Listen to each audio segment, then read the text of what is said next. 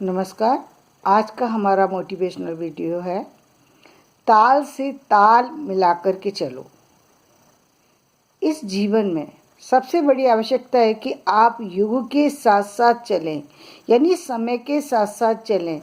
जैसा समय है वैसे ही आपकी गति होना चाहिए। आज के समय की बात करें हम तो आज का समय कैसा आ चुका है, जबकि हर व्यक्ति को शिक्षित होने की आवश्यकता है, तो आपको भी शिक्षित होने की आवश्यकता है। यदि आप किसी भी कारण से पीछे रह गए तो आपको शिक्षा पानी ही होगी। अब उसे आप कैसे पाते हैं ये आपका मैटर है, कि आप किसी के थ्रू पाते हैं या ऑनलाइन पाते हैं या फिर आप अपने आप से किसी और जरिए से पाते हैं, तो ये आपका अपना मैटर है, लेकिन आपको एजुकेशन पानी होगी। दूसरी बात, ये समय जो आ चुका है ये है टेक्निकल परफेक्शन का युग, जहाँ पर टेक्निकली चीज़ों को आपको सीखना होगा। आप नहीं सीखे इससे कोई मतलब नहीं है, आपको सीखना ही होगा। यदि आपको युग के साथ चलना है तो युग की जो डिमांड है उसको पूरा करना होगा। एक तीसरी बात, जो पहले समय में था कि सादा जीवन उच्च विचार, वैसे ये सब बातें बेकार की बातें, इसमें कुछ है नहीं तथ्य। क्योंकि सादा जीवन यदि हम उसको कहें कि एक राजा है वो कपड़े पहन के चलता है वो समझ में आता है, लेकिन एक व्यक्ति जिसके पास कपड़े पहनने को नहीं है तो वो तो सादा ही चलेगा। तो उसको हम वैसे मैं इस बात को मायने नहीं रखती कि ये सादा जीवन का जो गुणगान करते रहते हैं ये सब बेवकूफ़ी की बातें हैं। इसमें कहीं भी कोई सच्चाई नहीं दिखाई देती।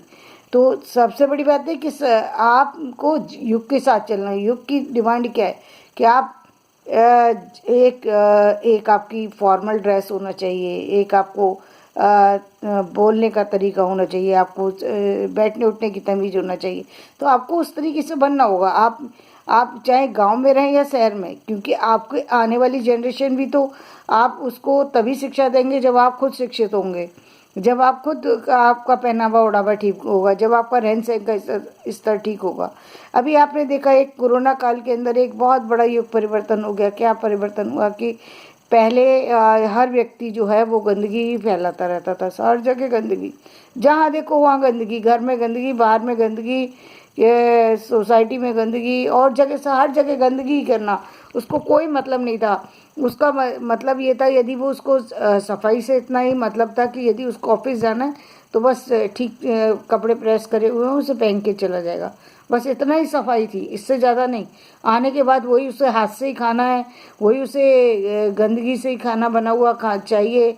मक्खियाँ भिन-भिना रही हैं कमरे के अंदर, ना उसको वाइफ को ज़रूरत है ना पति को ज़रूरत है, दोनों में से किसी को भी ज़रूरत नहीं है घर को साफ सफाई करने की।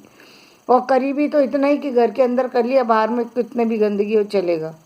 तो ये जो वातावरण था ये कोरोना की वजह से एकदम चेंज हो गया है, एकदम लोगों को, क्योंकि ऐसी आवश्यकता आ गई कि यदि आप साफ सफाई नहीं रख रहे तो आपकी जान जा सकती है। तो जब जान का जोखिम होता है तो आदमी काम करता है, लेकिन वो नौबत क्यों आती है जब जान की नौबत आ जाए आपको अपने आप ही समझदारी होनी चाहिए। तो लेकिन अब ये अवेयरनेस हर व्यक्ति के अंदर आ गई। गांव का व्यक्ति भी नहाना पसंद करता है, रहना साफ सफाई से रहना पसंद है। डर है उसके अंदर, अभी बीमारी का भय है, लेकिन ये इस बीमारी ने जो आने वाली पीढ़ी है उसको साफ सफाई से रहना सिखा दिया। पुरानी पीढ़ी चाहे अभी बदलने में थोड़ा सा और उसे वक्त लगेगा, क्योंकि जो बहुत सारे से लोग तो ऐसे थे महीनों महीनों नहीं नहाते थे, वो लोग कहीं ना कहीं सफाई रखने, कपड़े तो चेंज करने ही लगे, बाहर मास्क लगा करके जाने लगे, सैनिटाइजर का यूज़ करने लगे।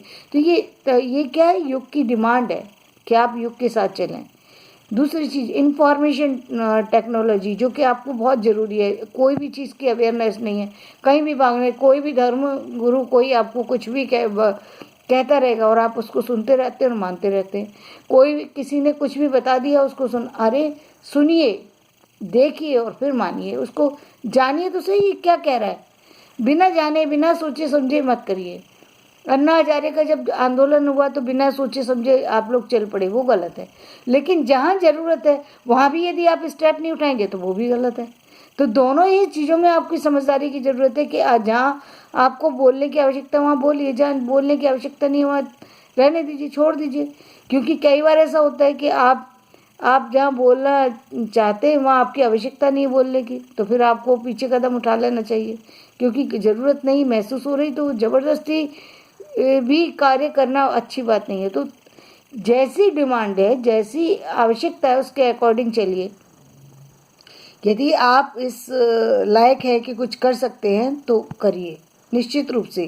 पहला अपना बदलाव, फिर परिवार का बदलाव, फिर अपने आसपास का बदलाव, फिर अपने क्षेत्र का बदलाव। लेकिन ज़रूरत है कि क्या आप उसमें समर्थ भी हैं, ये भी देखना है।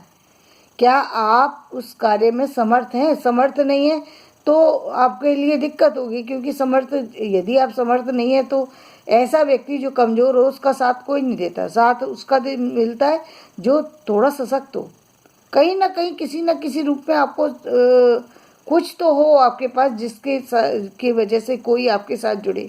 तो ताल के साथ ताल मिला करके चलिए। युग की डिमांड है, हर चीज़ की जानकारी रखिए, कहाँ क्या हो रहा है, क्यों हो रहा है, उसके कारण क्या था। यदि कोई सक्सेस पा रहा है तो क्यों पा रहा है, कोई लाइफ में प्रोग्रेस नहीं मिल पा रही किसी को तो क्यों नहीं मिल पा रही है। जानिए, देखिए, समझिए, अपने कदमों को आगे बढ़ाइए। जहाँ पीछे खड़े थे, जहाँ पहले सुनते चले आ रहे हैं आज तक कि साईं इतना दीजिए जामे कुटुम्ब समाए, मैं भी भूखा ना रहूं साधु न भूखा जाए। ये बातें सब पुरानी बातें हैं। ये कबीर के दोहे उस समय की बातें जब जब लोगों को समझ नहीं थी। आज के युग में यदि आप ये कहेंगे इतना पैसा यदि कमाएंगे तो आपके पास झोपड़ी से बढ़कर आपके पास एक सामान्य घर भी नहीं है नसीब होगा। ये ज़िंदगी नहीं है, इस तरीके से ज़िंदगी नहीं है। आप गृहस्थ जीवन में रहते हैं, परिवार है, समाज है, और समाज में इज्जत कोई व्यक्ति तब करता है जब आप समाज में रहने लायक हों। यदि आप समाज में रहने लायक नहीं, कोई आपकी इज्जत नहीं करेगा। मुंह फेर के आपके रिश्तेदार चले जाएंगे, बाकी लोगों को छोड़ दीजिए। तो समाज के अकॉर्डिंग चलने के लिए तो फिर पैसे की आवश्यकता होगी ना। तो फिर ये क्या, ये इस बात को कहने का क्या अर्थ है कि साईं इतना दीजिए जामे कुटुम्ब समाए? मतलब आप सिर्फ खाने भर चाहते हो, इतना ही भगवान से मांगना चाहते हो? इंसान हैं हम, पशु तो नहीं है। हमारा युग परिवर्तन हो गया। अभी हम देख रहे हैं कि इतनी सारी से बहुत सारे से ऐसी चीज़ें हैं जो समाज में बदलाव मांगती हैं, लेकिन इस पर गवर्नमेंट को एक्शन लेना होगा। हम लोग एक्शन नहीं ले सकते। हम लोग एक्शन लेंगे तो हमारी बात को ना तो सुनवाई होगी, ना ही उसकी वैल्यू है। लेकिन गवर्नमेंट को इस बात के लिए एक्शन लेना चाहिए, समझना चाहिए कि ये चीज़ें बहुत पुरानी चीज़ें हैं जो चलती चली आ रही हैं। बहुत सारी ऐसी प्रथाएं जिनका कोई यूज़ नहीं है लेकिन करे चले जा रहे हैं उसका प्रयोग। उसका कोई मतलब आपके विकास से कोई लेना देना नहीं है, आपकी जीवन की संगति से कोई लेना देना नहीं है। जैसे आप देखिए, समाज में पहले ये प्रथा थी कि पुरुष काम करता था, महिलाएं घर के अंदर रहती थी।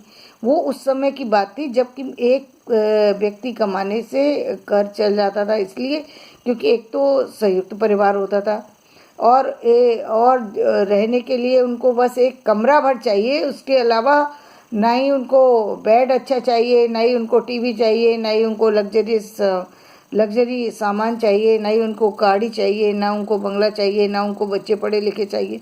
उनको कुछ नहीं चाहिए था, वो बस जिए जा रहे थे। उनका एक ही मकसद था, संसार में आए हैं, खाओ पियो और सो जाओ, बस। इसके अलावा कोई दूसरा उनकी दिशा नहीं थी। उनके लिए तक ठीक थी ये बात।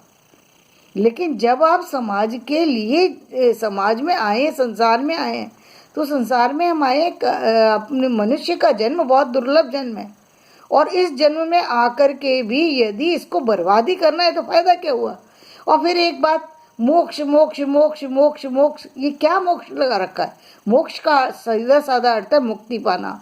और मुक्ति की डिमांड कौन व्यक्ति करता है? कोई बीमार हो, कोई इतना लाचार हो कि उसके पास ऑप्शन ही ना बचा हो, वो यदि मुक्ति की डिमांड करे, ठीक है, क्योंकि मुक्ति के बाद भी जन्म होगा, फिर वापस आना ही है। आदमी वापस आना चाहता है, इसीलिए तो 84 लाख योनि के बाद भी जन्म फिर वो चाहता है पुरुष का, इंसान का जन्म।